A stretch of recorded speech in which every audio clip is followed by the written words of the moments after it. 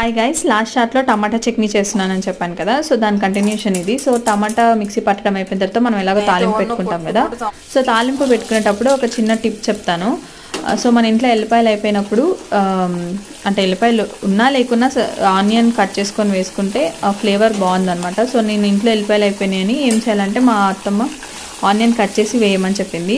So try చేశాను, నాకు చాలా అంటే చాలా బాగా వచ్చింది టేస్ట్. సో మీరు కూడా ట్రై చేసి ఎలా ఉందో కామెంట్ చేయండి. సో మీకు నచ్చితే లైక్ చేసి సబ్స్క్రైబ్ చేసుకోండి.